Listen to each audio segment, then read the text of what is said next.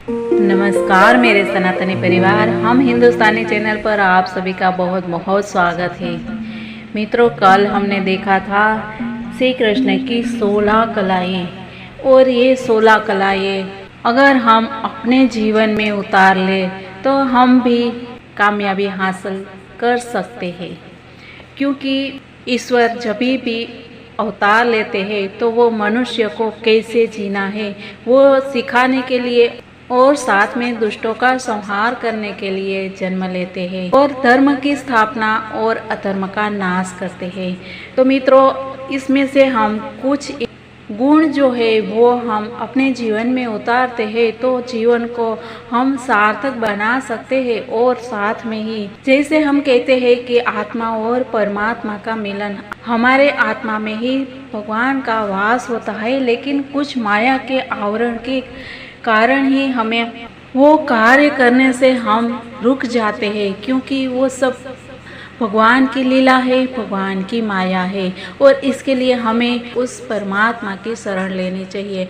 इसीलिए कहा गया है कि शिवो हम शिव, हम मैं ही शिव हूँ, मैं ही ईश्वर हूँ। क्योंकि हम ईश्वर के अंश हैं, हम ईश्वर नहीं हैं पर उनके अंश हैं। और हम योग और साधना के द्वारा हम वही तो साधना चाहते हैं, हम एकाकार होना चाहते हैं। इसीलिए हमें भगवान की इन 16 कलाओं में से कुछ को अनुसरण करके अपने जीवन को धन्य बनाइए। तो मित्रों, वो सब बात हम जानेंगे, लेकिन इसके पहले अगर आपने अभी तक हम हिंदुस्तानी चैनल को सब्सक्राइब नहीं किया है तो पहले सब्सक्राइब कर लीजिए और बाजू वाले बेल आइकन को भी प्रेस करना मत भूलिए। तो मित्रों, शुरू करते हैं। मित्रों, आज था मतदान का दिन और सब लोग सुबह सुबह ही बहुत ही खुशी खुशी मतदान के लिए लंबी कतारों में खड़े थे। और ये लंबी कतार दिखाता है मतदारों का, जो मतदान करने वाले हैं उनका उत्साह। क्योंकि ये वो उत्साह है जो शांति चाहते हैं, सुख चाहते हैं और चैन चाहते हैं। ये वो मतदाता है जिनको अपने सनातनी संस्कृति से, अपनी भारतीय संस्कृति से प्यार है। वो ही सुबह सवेरे इतनी लाइन में, इतनी धूप में, गर्मी में खड़े होकर भी अपना फर्ज निभाते हैं और जिम्मेदारी पूर्ण करते हैं। और ये देख के बहुत ही खुशी होती है। ऐसे ही सब लोग जागरूक रहेंगे तो हम अपने भारत को, हमारी संस्कृति को, सनातन धर्म को ऊंचाई पर लेके जाएंगे और अपना नाम, यश और कीर्ति चारों ओर फैलाएंगे। तो ऐसे ही यश और कीर्ति देने वाले हमारे महानायक जो श्री कृष्ण है, उनके गुणों की आज हम चर्चा करते हैं। तो मित्रों, देर न करते हुए चले हम इन गुणों की चर्चा करते हैं। इसमें से पहला गुण है वो है श्री संपदा।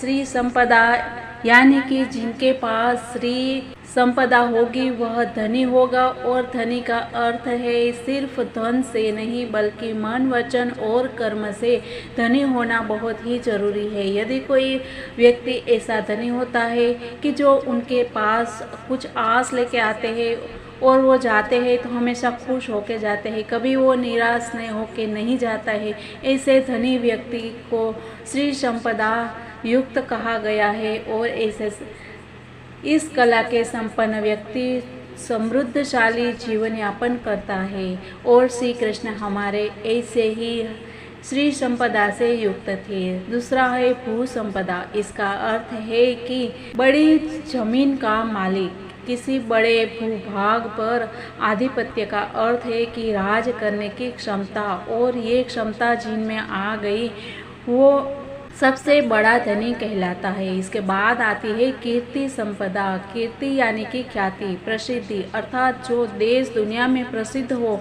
लोगों के बीच लोकप्रिय हो और विश्वसनीय हो, वही सबके दिलों में निवास करते हैं। और जन कल्याण के कार्यों में पहल करने में हमेशा ऐसे व्यक्ति आगे रहते हैं। और हम जानते हैं कि श्री कृष्ण है वो सभी के दिल में बसने वाले और सबके प्यारे थे। इसके बाद आता है वाणी सम्मोहन। इस कला को इला भी कहा गया है। कुछ लोगों की आवाज़ में सम्मोहन होता है। लोग न चाहकर भी उनके बोलने के अंदाज की तारीफ करते हैं। ऐसे लोग वाणी कला युक्त होते हैं और इन पर माँ सरस्वती की विशेष कृपा होती है। इन्हें सुनकर क्रोध शांत हो जाता है और मन में भक्ति व प्रेम की भावना जागती है। तो ऐसे ही हम भी हमारी वाणी को मधुर और मृदुभाषी बना सकते हैं। लीला, इस कला से युक्त व्यक्ति चमत्कारी होता है और उसके दर्शन से ही एक अलग आनंद मिलता है। श्री हरि की कृपा से कुछ खास शक्ति इन्हें मिलती है जो कभी कभी अनहोनी को होने और होने को अनहोनी करने के साक्षात दर्शन करवाते हैं। ऐसे व्यक्ति जीवन को भगवान का दिया प्रसाद समझकर ही उसे ग्रहण करते हैं।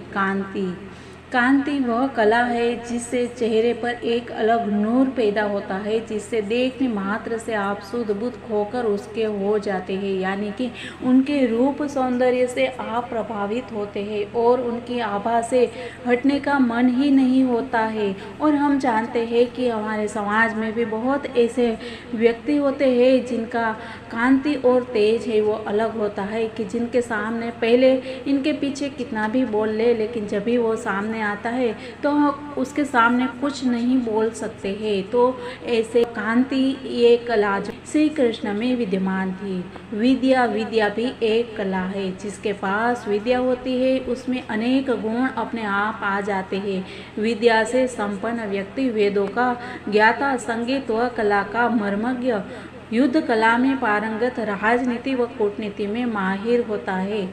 और ये विद्या है वो सरस्वती देवी के वास से होती है। जब सरस्वती जी वहाँ पे वास करती है तो विद्या और ज्ञान अपने आप आ जाता है। विमला यानी कि छल कपट भेदभाव से रहित, निष्पक्ष, जिसके मन में किसी भी प्रकार मेल ना हो, कोई दोष न हो, जो आचार विचार और व्यवहार निर्मल हो, ऐसे व्यक्तित्व का धनी ही विमला कलायुक्त हो सकता है। उत्कर्षणी शक्ति, उत्कर्षणी का अर्थ है प्रेरित करने की क्षमता, जो लोगों को अकर्मण्यता से कर्मण्यता का संदेश दे सके, जो लोगों को उनका लक्ष्य पाने के लिए प्रोत्साहित कर सके, किसी विशेष लक्ष्य को भेदने के लिए उचित मार्गदर्शन कर उसे वह लक्ष्य हासिल करने के लिए प्रेरित कर सके। जिस प्रकार भगवान श्री कृष्ण ने युद्ध भूमि में हथियार डाल चुके अर्जुन को गीता के उपदेश से प्रेरित किया था। इसके बाद आता है निरक्षीर विवेक। ऐसा ज्ञान रखने वाला व्यक्ति जो अपने ज्ञान से न्यायोचित फैसला लेते हैं। ऐसे व्यक्ति विवेकशील तो होता ही है, साथ ही वह अपने विवेक से लोगों को सही मार्ग सुझाने में सक्षम होता है। इसके बाद आता है कर्मण्यता। जिस प्रकार उत्कर्षणी कला युक्त व्यक्ति दूसरों को अकर्मण्यता से कर्मण्यता के मार्ग पर चलने का उपदेश देता है, वह लोगों को लक्ष्य प्राप्ति के लिए कर्म करने के लिए प्रेरित करता है। वहीं इस गुण वाला व्यक्ति सिर्फ उपदेश देने में ही नहीं बल्कि स्वयं भी कर्मठ होता है। इस तरह से व्यक्ति खाली दूसरों को कर्म करने का उपदेश नहीं देते हैं बल्कि स्वयं भी कर्म के सिद्धांत पर ही चलते हैं, और ये सिद्धांत जीवन में अपना के सभी लोग हैं वो कर्मण्यता के आधार पर जीवन में सक्षम और सफलता पा सकते हैं। इसके बाद योग शक्ति। योग भी एक कला है। योग का साधारण शब्दों में अर्थ है कि जोड़ना। यहाँ पर इसका आध्यात्मिक अर्थ आत्मा को परमात्मा से जोड़ने के लिए भी है। ऐसे व्यक्ति बेहद आकर्षक होते हैं और अपनी इस कला से ही वे दूसरों के मन पर राज करते हैं, क्योंकि योग जो है वो अध्यात्म की एक ऊंचाई तक पहुँचने का बहुत ही सुंदर और सरल रास्ता है। विनय, इसका अभिप्राय है विनयशीलता, यानी कि जिसे अहम का भाव छूता भी न हो, जिसके पास चाहे कितना भी ज्ञान हो, चाहे वह कितना भी धनवान हो, बलवान हो, मगर अहंकार उसके पास न भटके। शालीनता से व्यवहार करने वाला व्यक्ति इस कला में पारंगत हो सकता है, और विनय है वो सबसे बड़ा गहना है। इसके बाद सत्य धारणा। विरले ही होते हैं जो सत्य का मार्ग अपनाते हैं और किसी भी प्रकार की कठिन से कठिन परिस्थितियों में भी सत्य का दामन नहीं छोड़ते। इस कला से संपन्न व्यक्तियों को सत्यवादी कहा जाता है। लोक कल्याण व सांस्कृतिक उत्थान के लिए कटु से कटु सत्य भी सबके सामने रखते हैं और ये सत्यता का गुण है वो अपनाना जीवन में बहुत जरूरी है।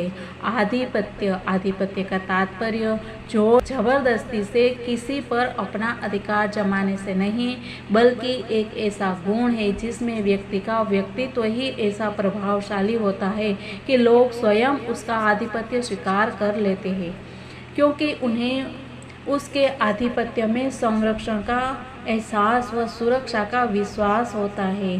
तभी द्रौपदी ने द्रोणाचार्य, भीष्म पितामह सभी मौन हो गए। तभी द्रौपदी ने श्री कृष्ण को पुकारा, क्योंकि उसको पता था कि श्री कृष्ण ही उसकी सहायता करेंगे। ये एक ऐसा गुण है कि जिसमें लोगों का विश्वास हासिल कर सकते हैं। के बाद आता है अनुग्रह क्षमता, जिसमें अनुग्रह की क्षमता होती है। वह हमेशा दूसरों के कल्याण में लगा रहता है, परोपकार के कार्यों को करता रहता है। उनके पास जो भी सहायता के लिए पहुंचता है वह अपने सामर्थ्य अनुसार उस व्यक्ति की सहायता भी करते हैं। जिन लोगों में भी ये सभी कलाएं अथवा इस तरह के गुण होते हैं वे ईश्वर की तरह ही होते हैं। हालांकि किसी इंसान में इन सभी गुणों का एक साथ मिलना असंभव है। ये सभी गुण केवल द्वापर युग में भगवान श्री कृष्ण के अवतार रूप में ही मिलते हैं, जिसके कारण यह उन्हें पूर्णावतार और इन 16 कलाओं का स्वामी कहा जाता है। और हम आशा करते हैं कि आप लोगों को भी ये बातें पसंद आई होगी, और अगर आपको ये बातें पसंद आई है तो आप एक काम जरूर कर दीजिएगा, बस एक लाइक दे दीजिएगा और शेयर कर दीजिएगा अपने सगे संबंधियों के साथ। ये मिलजुल के बात को अपनाए और जीवन को सार्थक बनाए। मिलते हैं कल नई बातों के साथ, तब तक के लिए सबको जय हिंद, वंदे मातरम, भारत माता की जय।